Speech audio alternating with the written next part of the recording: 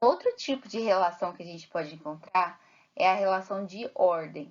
Ah, Jéssica, uma relação pode ser de ordem de equivalência? Pode, porque, por exemplo, a relação de igual, ela possui a propriedade de simetria, antissimetria, reflexividade, transitividade. Então, a gente tem relação de ordem de equivalência nela. Aqui, para que uma relação seja de ordem, gente, o que a gente encontra? Ao invés da simetria que era encontrada na relação de equivalência, a gente tem aqui a relação antissimétrica. Então, quando a relação é antissimétrica, reflexiva e transitiva, ela é uma relação de ordem.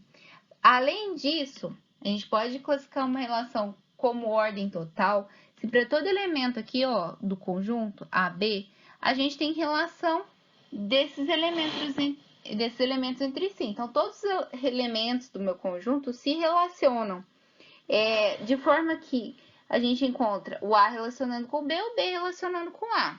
É importante que todos os elementos se relacionem entre si. Não importa se ele esteja na primeira posição do par ou na segunda, para que a ordem seja total.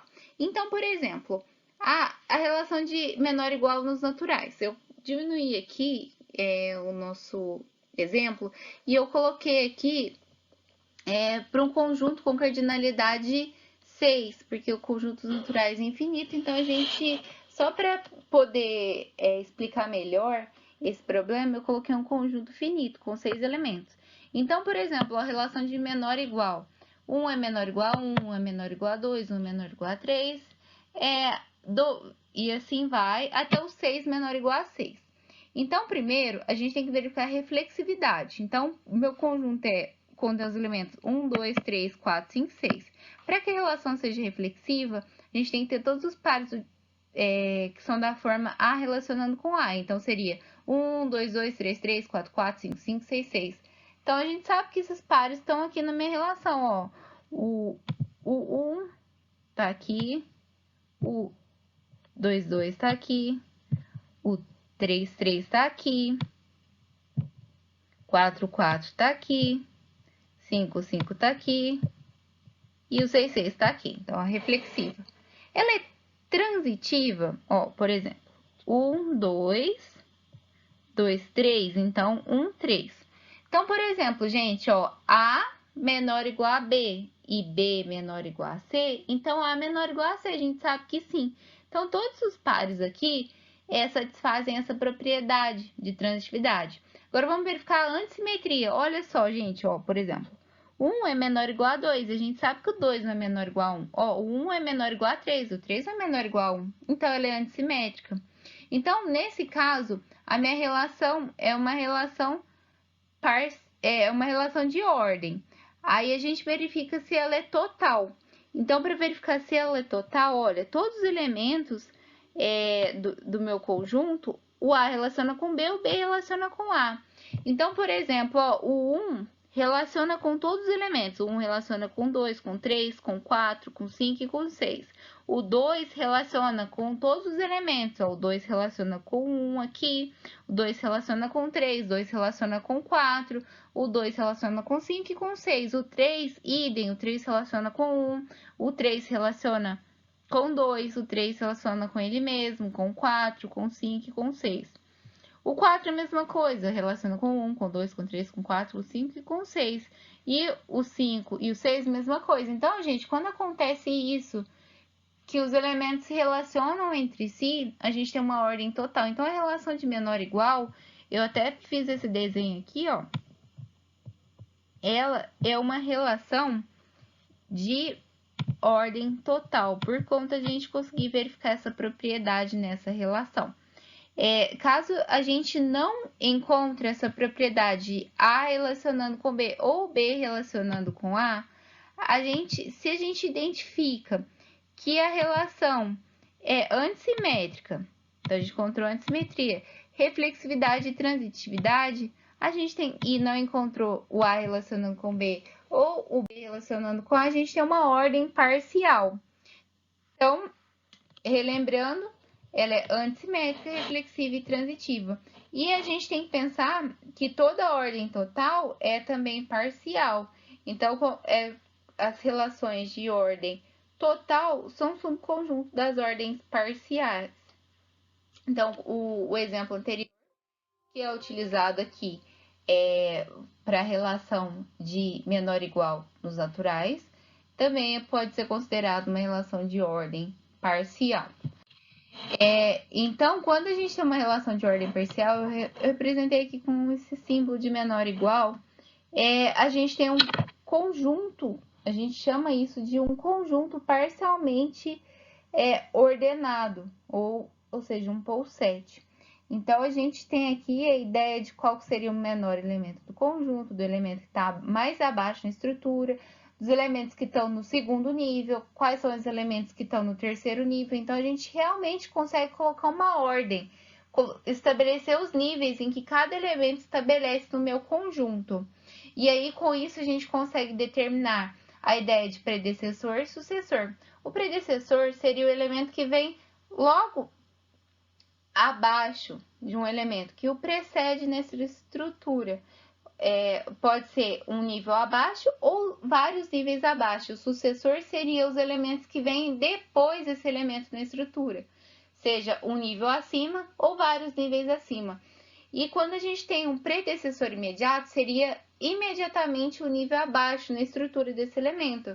E o sucessor imediato seria imediatamente o nível acima desse elemento na minha estrutura.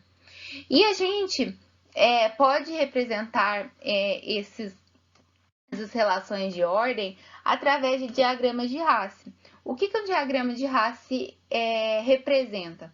No diagrama de Hasse, gente, a gente tem a representação de um problema através de vértices e arestas. Então, cada elemento do meu conjunto, o A, por exemplo, contém 6 elementos. Então, a gente vai ter 6 vértices no meu problema. E a gente depois representa a relação entre os vértices. A relação desses vértices, então, se, por exemplo, A relaciona com B, a gente faz uma ligação entre A e B utilizando de arestas. E a gente, para não poluir o desenho que a gente está fazendo para representar essa ordem, a gente não coloca arestas, esses tracinhos, ligando com o próprio elemento. Então, a gente sabe que o A relaciona com o A porque a relação é reflexiva, mas a gente não representa isso graficamente para reduzir a poluição visual do meu diagrama de Hasse. Então, aqui eu vou fazer um exemplo para vocês. Olha, a relação x divide y, e a gente tem esse conjunto aqui dado por 1, 2, 3, 6, 12 e 18.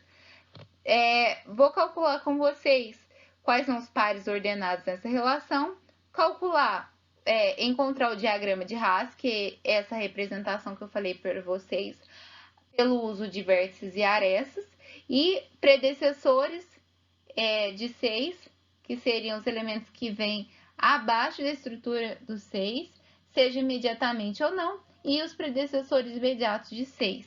Tem aqui a relação de x divide y para o conjunto contendo os elementos 1, 2, 3, 6, 12 e 18. Então, primeiro, gente, vamos construir os pares aqui da relação, ó. A relação minha, a gente sabe que 1 divide todo mundo. Então, ó, 1 divide 1, 1 divide 2, 1 divide 3, o 1 divide 4, o 1 divide 5 e o 1 divide 6. Agora, vamos pro 2. O 2 a gente sabe que divide 2, o 2 a gente sabe que divide o 6, o 2 a gente sabe que divide o 12 e que o 2 divide o 18. A gente também tem que colocar os pares para o 3. Ó, a gente sabe que o 3 divide 3 e que 3 divide 6, que 3 divide 12 e que 3 divide 18. Agora, a gente tem que ir para o 6. A gente sabe que o 6 divide 6, que o 6 divide 12, que o 6 divide 18. Agora, a gente vai para o 12. O 12 a gente sabe que divide o 12. E o 18 a gente sabe que divide o 18. Certo? Então, aqui são os pares que a gente tem. Então, gente, como eu falei para vocês, as relações de equivalência, as relações de ordem aqui podem ser representadas através do diagrama de Hasse.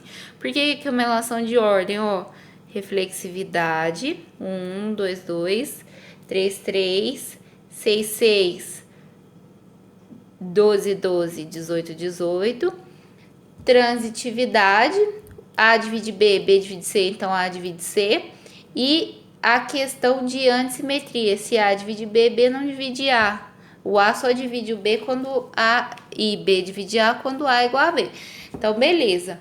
Aí, na representação do diagrama de raça, ó, cada elemento aqui do meu conjunto, 1, 2, 3, 6, 12, 18, é representado aqui como um vértice. E aí, a gente tem essa relação de um menor igual ao outro. Então, a gente sabe que, por exemplo, olha, o 1 aqui divide todo mundo. Então, ele seria o elemento mais abaixo na minha relação de ordem, porque ele divide todo mundo. Vamos pensar no segundo elemento. Olha o 2. O 2 divide, é divisível por 1, certo? Então, ele estaria no próximo nível. Aí, a gente vai para o 3. O 3 aqui, ó, ele não é divisível por 2. Então, a gente coloca aqui, ó, outra ramificação para o 3, certo? Aí, depois, a gente olha o 6. O 6, ó, é divisível tanto por 2 quanto por 3. Então, a gente coloca aqui a relação, ó, o 6. Vamos pro 12. O 12, ó, é divisível por 6. Então, ele vai estar um nível acima aqui. E o 18, gente, olha, o 18 é divisível por 6. Mas não é divisível por 12. Então, a gente faz uma outra ramificação aqui para o 18. Esse aqui seria o diagrama de raça equivalente a essa relação. E aí, quando a gente pede predecessor, seriam os elementos que vêm abaixo na estrutura. Então, vamos considerar o 6 aqui. O que vem abaixo nessa estrutura do 6? O 2, o 3 e o 1. Então, os predecessores de 6 são 1, 2 e 3. E o que é sucessor de 6? Ó, sucessor seria 12 e 8. E os predecessores imediatos de 6? Vamos olhar isso aqui de predecessores. 1, 2 e 3. É quando não tem nenhum elemento que intermedia essa relação. Então, seria uma relação direta. O 6 tem relação direta com o 2 e o 3. Então, os predecessores imediatos aqui são 2 e 3 para o 6, tá? Se a gente precisasse, por exemplo, predecessor de 12. Predecessor de 12 seria 6, 2, 3 e 1. Predecessor imediato de 12 seria o 6. Tudo bem? Por exemplo, o sucessor de 3 seria 6, 12 e 18. Sucessor imediato de 3, o 6. Então, gente, eu coloquei essa tabelinha aqui para expressar esses tipos de relação. Então, a gente vai ter, olha, uma ordem parcial quando a gente encontrar na minha propriedade a reflexividade, a antissimetria e a transitividade. E com essas relações de ordem parcial, a gente consegue calcular predecessores e sucessores de um problema. Agora, quando a gente tem relações de equivalência, a gente consegue encontrar a propriedade de reflexividade, simetria e transitividade. E a gente consegue encontrar partições, ou seja, aquelas classes de equivalência do meu problema.